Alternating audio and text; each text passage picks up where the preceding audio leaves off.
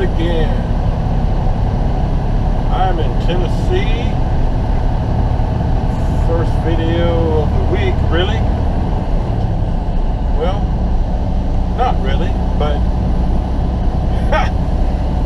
I just finished my 34-hour break. You know, last time we talked, I think I picked up the load at Fort Smith that's going to Warren, Ohio, which delivers at 11 p.m. on Sunday night. So right now it's Saturday. I've been driving for about 4 hours, and I'm not sure how far I'm going to drive today, but you know, somewhere between 8 and 11 hours, just see how it goes. But yeah, so it's kind of like this is feels like a Monday, but it's a Saturday. Anyway, this next week I'm going to end on Wednesday night or Thursday morning anyway, because I have a special request to get home a little early this week. But you know, I felt like checking in with some thoughts, because I ran into a guy back there that you know, I stopped at a rest area, did a load check, and made coffee, and I was talking to a guy back there that he started talking to me actually, but I won't say what company he's with now, another flatbed company, but he used to drive for Maverick. He said he drove for him a few years and then just decided to make a change, and I think he's kind of second guessing himself. Sounds like he, you know, he left. He actually said, you know, I probably shouldn't have left. You know, I didn't spend a lot of time talking to him. I was just stopping for a couple minutes to do a load check. But he said, you know, it was a case where he just felt like grass would be greener on the other side, you know, and maybe what I feel like now, maybe thinking that he should have just stayed where he was at Maverick. But anyway, you know, again, you know, if you're out there considering getting into trucking, or maybe you just got your CDL, looking for a place to get some experience, Maverick is a good place. And again, you know, I recommend, if you're just starting on your search to become a trucker, maybe make a career change, I would suggest you check with your local community colleges and your workforce services programs, and try to get your CDL that way if you can, because then you won't be beholden to anyone. You know, if you have to go through their CDL school,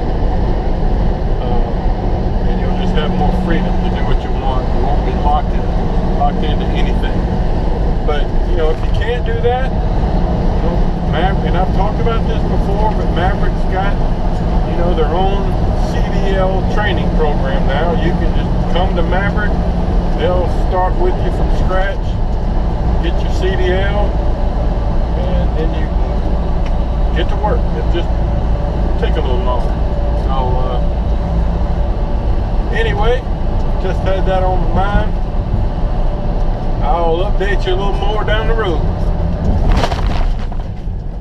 Hey guys, I just arrived at my delivery location up here in Warren, Ohio. It's a place called what is it called? Ohio Star Forging. I checked in back there with the security guy. He told me how to meander around out here, but basically I'm about to go past an old steel mill, as he put it. Been closed down for a long time, but I was going to try to show you some of this so you can see what an old abandoned steel mill kind of looks like. Kind of sad, actually.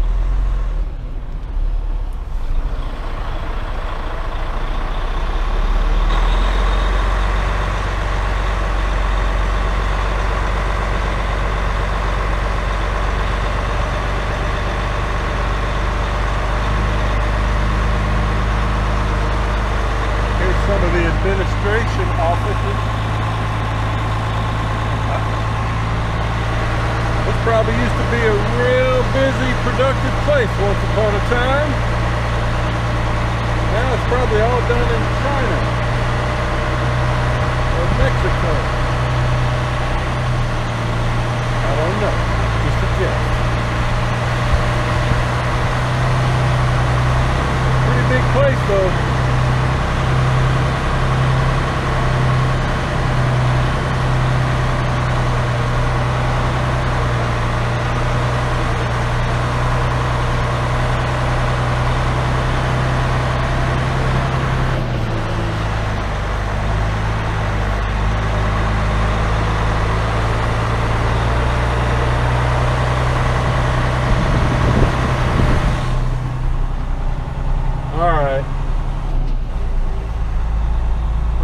I've got to drive around. The guy said it's about a mile to get around here to the receiving area and the parking area. Like I mentioned before, my appointment on this deal is not till 11 p.m. and it's only about 4:25 p.m. now. So I'm hoping to I really don't think anybody's going to be back here. I'm kind of, and the guy back there at the guard shack wasn't sure either, but he thinks the shift probably doesn't start till 11 Sunday right now, so probably nothing going on. People won't come in till 11 is what I'm thinking is going to happen, but maybe I'll be able to take me a nap for a little while, because I'm also picking up a load here after I get unloaded. So, you know, I could be busy getting unloaded and loaded for several hours in the middle of the night, so hoping I can get a nap.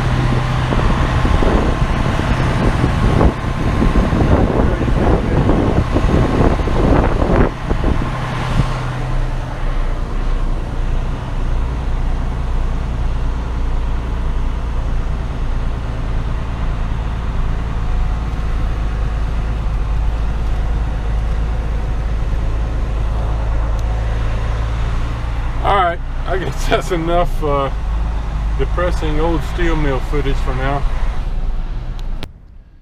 Alright guys, I'm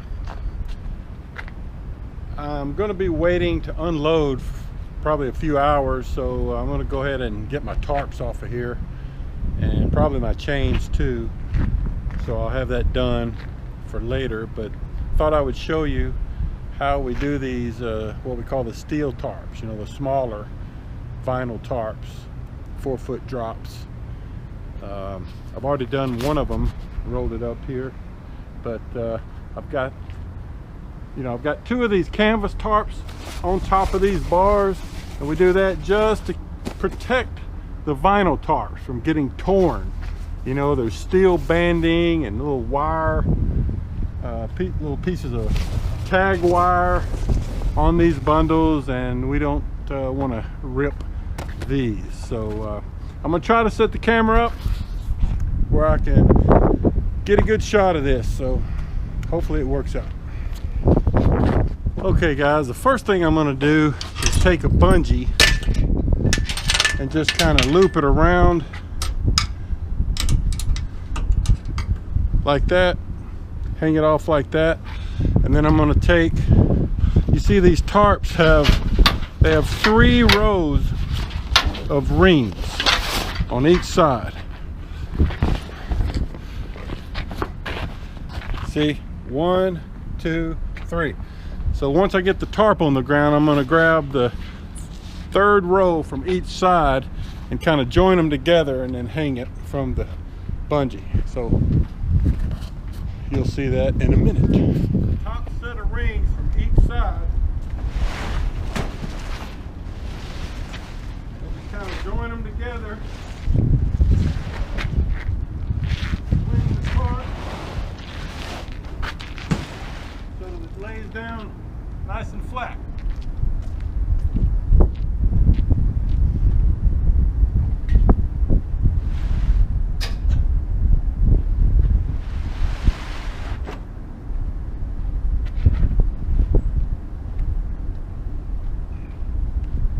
Now we're going to take the ring side of the tarps and flip it over.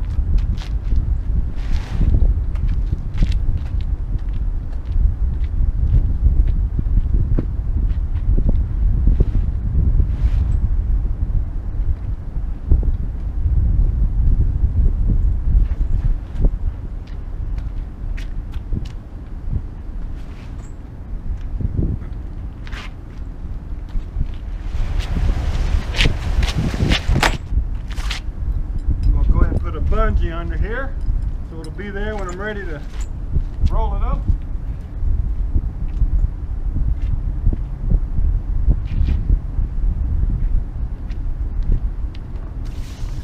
Bring this down and then drop it about 4 feet from the end. And roll it up.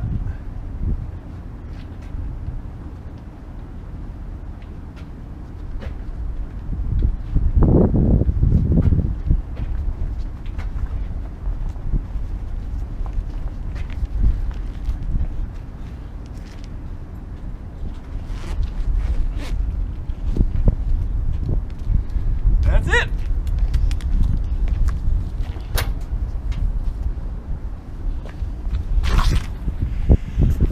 It's just that easy, guys. Those 4-foot drop tarps, the steel tarps, a lot easier to work with than the big 8-foot drops.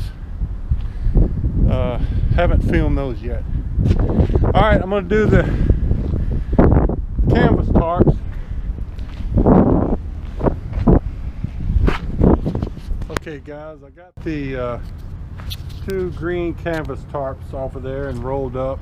I'm just going to leave my tarps on the trailer for now because I'm supposed to be picking up a load here after I unload, so I'll probably be using them. But I'm going to go ahead and take off my over center binders, got 4 of them, and my pads and my chains, get them put away so I don't have to mess with them later when it's dark. So I'm just going to leave on my front belly wrap and my rear belly wrap. I also have one here in the middle. Anytime I'm hauling stuff that's, you know, over 25 feet long, I like to put another belly wrap in the middle just to keep them a little tighter. It's not required, I just do that on my own. So this load is really over secured. But anyway, I'm going to go ahead and take the middle belly wrap off and the 4 chains. So all I've got to mess with later is the 2 end belly wraps. All right, later. Good morning, everybody. All right, I'm in Warren, Ohio. I made my 11 p.m. delivery last night, and then got my reloaded shipment that goes to Jackson, Michigan, to a Gerdau plant. But here's what I'm taking. Here's what I picked up. 1 bundle of steel bars. It's just, they're sending it back. They got this sometime in the past and didn't like it. Said some of the bars were crooked or something like that. So I'm just returning it to the plant it came from. Never had that to haul before. Anyway, its securement's basically the same. Anyway, about to hit the road. It's a little over a 4-hour drive to get to Jackson, Michigan. So it's kind of a late night. I really didn't get to sleep until probably, I don't know, 2 a.m. So anyway, getting a later start than I usually do. This will probably put me in Jackson around noon, and we'll unload and see what happens from there. All right, update you in a bit.